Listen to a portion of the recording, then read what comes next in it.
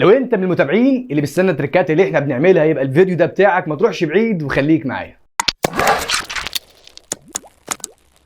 السلام عليكم ورحمة الله وبركاته، أهلا بيكم في قناتكم مساحة أونلاين. إن شاء الله النهارده هنتكلم مع بعض عن تركاية مهمة جدا، يمكن بعض الناس عارفها ويمكن بعض الناس ما يعرفهاش. لو أنت من الناس اللي ما تعرفهاش وخدت المعلومة واستفدت، ما تنساش تفيد غيرك بالشير، والدال على الخير كفاعله. ولو أنت عندك المعلومة حاول تفيد بها غيرك، يمكن ما يكونش عنده المعلومة وتؤجر على الكلام ده كله. مش هنطول عليك وندخل على الفيديو على طول، فخليك معايا. زي ما احنا متعودين بتفتح عندنا صفحة السيفل 3 دي زي كل مرة بنفس الفايل اللي احنا شغالين عليه، علشان ما نشغلش فايل تقيل على الجهاز فياخد معانا وقت كتير جدا. ان شاء الله النهارده معلومتنا هنتكلم عن حاجه اسمها كويك سيلكت. كويك سيلكت ايه الهدف منها وازاي استخدمها هنشوف مع بعض، ولكن تابعني لاخر الفيديو. دلوقتي لو انا حابب ان انا اعمل سيلكت على شيء معين، ولنفرض انا عندي جيت عملت سيلكت على الجزئيه اللي هنا دي، عشان اعمل سيلكت على نفس الجزئيه دي طبعا هختارها واروح اعمل كليك يمين واقول حاجه اسمها سيلكت سيميلر، فيعمل لي سيلكت عليها كلها. ده عشان خاطر فايل صغير فسهل جدا ان انا بسلك فيه بنفس الطريقه دي.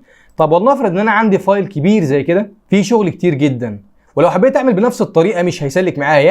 يعني لو جيت ان انا اسلك على الفايل ده وكليك يمين واقول له سيلكت سيميلر، لو خدت بالك عمل لي سيلكت على بعض الاجزاء. لو جيت اخترت حاجه ثانيه سيلكت على ده، كليك يمين سيلكت سيميلر، سلك على اجزاء واجزاء لا. طيب ايه بقى كويك سيلكت ده؟ كويك سيلكت هنجربه على الفايل الصغير والفايل الكبير بنفس الطريقه. جيت انا دلوقتي محتاج ان انا اعمل سيلكت على البوينت اللي عندي فقط، يعني انا جيت سيلكت على البوينت دي كده، كليك يمين وقلت لك كويك سيلكت. طيب كويك سيلكت بتشتغل من هنا، اقدر ان انا اختارها من هنا، او يا اما من غير ما اختار اي حاجه خالص. في البروبرتس عندي هنا في عندي كويك سيلكت، الاختيار ده فتح عندي كويك سيلكت. انا عايز اعمل ايه من هنا؟ بقول له انا عايز على المالتي عندي في كل الفايل بتاعي، عايز اختار عندي اي حاجه باللون الكلر بتاعها باللون الاصفر تعمل لي عليها سيلكت. في الاختيار ده بقول له سيلكت عليها كلها، ولا اقول له اعمل لي على الفايل كله سيلكت ما عدا الحاجه اللي هي باللون الاصفر. لا انا عايز اعمل على اللون الاصفر بس، بروح اقول له اوكي. فاي حاجه عندي في الفايل باللون الاصفر هيعمل لي عليها سيلكت. يعني شايف عندي كده انا في عندي ايه؟ بوينت بس. طب تيجي نجرب كده ان انا اختار اللاين ده واغير من الكلر بتاعي هنا واخليه باللون الاصفر، هل هيختار معاه ولا لا؟ نشوف مع بعض كده. فتحت كويك سيلكت، قلت له في الفايل كله اي حاجه باللون الاصفر اعمل لي عليها سيلكت، سلك معايا حتى اللاين بتاعي ده. فيبقى انا من كويك سيلكت بختار ان انا اعمل سيلكت على الحاجه اللي انا محتاجها بالتفاصيل بتاعتها. طيب تعال نجرب على حاجه ثانيه، نيجي نقول له والله انا عايزك تعمل لي على البوينت بتاعتي اي بوينت عندي باللون الاحمر اختارها لي، اوكي. سلك على البوينت بس اللي باللون الاحمر، لكن بقيه البوينت باللون الاصفر. طب تعال نجرب حاجه ثانيه، يفتح كويك سيلكت في الفايل كله عندي اي حاجه باللون الاحمر سلك لي عليها. طب هو سلك لي عليها بس انا عندي جزئيه باللون الاحمر هنا ما سلكش عليها، ايه الاختلاف؟ طيب تيجي نشوف معلومات. طبعا عندي انا اصلا البروبرتس دي عندي بتظهر لي كل المعلومات بتاعت الجزئيه دي، فلما اجي انا اسلك على الفايل ده على الجزئيه دي مديني عندي ان الكلر بتاعي لونه احمر. طيب تيجي نشوف هنا دي عندي حاجه اسمها باي لاير، يبقى انا عندي الباي لاير عندي اختلفت ما بين دي وما بين دي. لما اجي بقى اعمل سيلكت المره دي واروح قايل له عايزك تعمل لي سيلكت على الكلر بتاعي اللي هو الباي لاير، اوكي. خدت بالك عمل لي ايه؟ سيلكت على اللي بره، لكن دي ما عمليش عليها سيلكت، مع ان الاثنين اللون احمر بس في الكلر عندي مختلف. دي حاجه اسمها باي لاير ودي حاجه اسمها الكلر بتاعي اسمه احمر ريد، تمام. طيب بس في رابط مشترك ما بين الاثنين دول اللي هو عندي في التفاصيل دي. في عندي ممكن يكونوا الاثنين دول في لاير واحد او يكونوا في لاين تيب واحد، في اكتر من اختيار اقدر اختاره. الكلام ده يبان عندنا فين؟ برضو عندي في الجزئيه الثانيه دي في الفايل الثاني ده. لما اجي انا مثلا اختار لير، اختار عندي لاين هنا كده، كليك يمين واروح قايل له عندي كويك سيلكت اي حاجه باللون الاحمر اعمل لي عليها سيلكت، او في اللاين بس انا عايز اللاين بس، اي حاجه باللون الاحمر اعمل لي عليها سيلكت. فعمل لي على جزئيه صغيره والباقي لا. فاجي ابص انا هنا كده اخد بس المعلومات عشان اقدر لما اجي اسلك، لما اجي سلكت على ده كده المعلومات اللي عندي هنا ان اللون بتاعي اسمه ريد، تمام. طيب واللير بتاعي موجود في لير مختلف عن الثاني، اللي هو لما اجي اسلك على ده كده لير مختلف واللون مختلف اسمه باي لاير، ولكن في حاجه مشتركه في اللاين. فاجي انا اروح مسلك على اي واحد منهم وكليك يمين كويك سيلكت واروح قايل له والله انا عايزك تعمل لي على اللاين بس اي حاجه في اللاين تاب بالشكل ده او بالاسم ده واعمل لي عليها سيلكت. لو لاحظت عمل لي سيلكت عليهم كلهم. يبقى انا عشان اعمل سيلكت على جزئيه معينه لازم اعرف المعلومات بتاعتها كامله علشان اقدر ان انا اختارها كلها.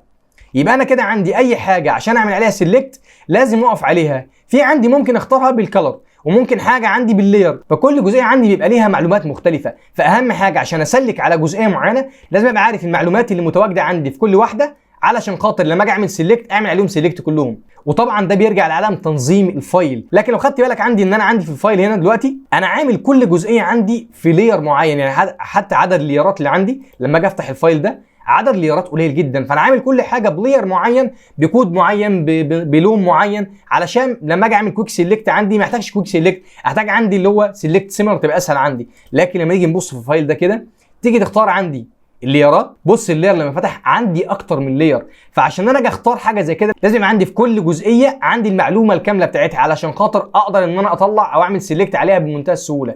لكن في الجزئيه دي سهله جدا عندي ان انا اقدر اسلك على اي حاجه زي ما قلنا مع بعض. طب عايز اسلك على الفايل كله ما عدا البوينت بس، بنفس الطريقه كليك يمين كويك سيلكت، فتح عندي اقول له في الفايل كله عندي اعمل لي سيلكت على كل طبعا الجزئيه زي ما قلنا هنا الجزئيتين دول دي اعمل لي سيلكت على اللي هختاره هنا، او يا اما اعمل لي على الفايل كله ما عدا الجزئيه اللي هنا. فانا اقول له اعمل لي سيلكت على الفايل كله ما عدا اي حاجه في الفايل كله باللون الاصفر ما تعمليش عليها سيلكت. اوكي، سلك على الفايل بالكامل عندي عاد اي حاجه باللون الاصفر. يعني بص هنا انا عندي دي باللون الاصفر فما سلكش عليها. طب اشمعنى البوينت دي؟ لان انا كنت مسلك عليها قبل كده، فانا ممكن ان انا الغي السيلكت بتاعها. فانا عندي عمل لي سيلكت على الفايل كله ما عدا ده. تمام كده؟ يبقى احنا عندنا في كويك سيلكت يا اما كليك يمين بعد ما اسلك على حاجه اسلك على جزئيه وكليك يمين واقول له كويك سيلكت ويفتح لي الفايل، او يا اما من هنا عندي في البروبرتس بختارها وبتظهر لي بالشكل ده.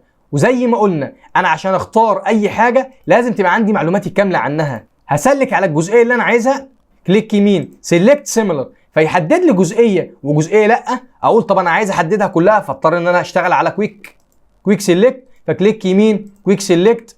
انا اللي شايفه قدامي ظاهر لي عندي انه لاين فاخترت انه لاين، وان ظهر عندي ان اللون بتاعه احمر من غير ما ابص على بياناته فاخترت الاحمر وجيت قلت له سلك لي عليه. فلما يسلك عليه بالشكل ده ابقى انا فاهم ان انا كده في عندي نقص في المعلومه عن الجزئيه اللي انا هحددها، فاضطر ان انا اروح راجع تاني اقف على اللاين لوحده هيظهر لي الداتا بتاعته كلها، فاشوف ان الكلر عندي ريد، اللاير بتاعه اسمه ايه، اللاين تيب عندي بانهي جزئيه وبانهي اسم، ابقى فاهم عندي كل جزئيه دي.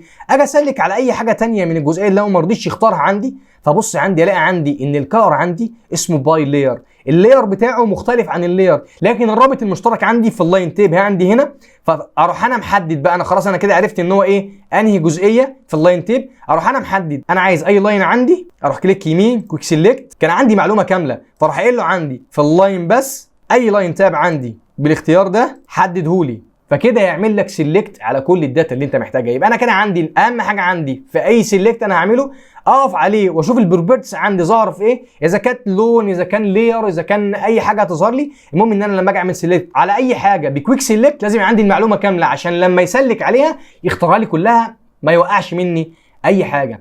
وبس كده، هو ده كان فيديو النهارده. وزي ما احنا متعودين فيديوهات سهله وبسيطه جدا اتعلمنا منها معلومه جديده، بعض الناس عندها المعلومه دي وبعض الناس ما كانش عندها المعلومه. فلو خدت المعلومه ما تبخلش على غيرك بالشير علشان يستفاد ونقدر نفيد اكبر عدد ممكن من الناس. وما تنساش لو الفيديو عجبك دعمك لينا بلايك وسبسكرايب وانك تفعل الجرس علشان يوصلك كل جديد بفضل الله سبحانه وتعالى. وما تنساش الشير، ولو عندنا اي اخطاء رحم الله امرئ اهدى الي عيوبي. لو عايز نعمل لك فيديو معين سيب الكلام ده كله في الكومنتات وان شاء الله نعمل لك الفيديو اللي انت عايزه. ولا عندك مشكله تابعنا من خلال واتساب وهيظهر لك الرقم تقدر تتابعنا بفضل الله وهنحاول نحلها لك بفضل الله سبحانه وتعالى. وما تنساش تتفرج على الفيديوهات اللي فاتت وتتابعنا في اللي جاي علشان بفضل الله عندنا كل مره جديد في جديد. شكرا ليكم ونشوفكم في الفيديو القادم ان شاء الله، والسلام عليكم.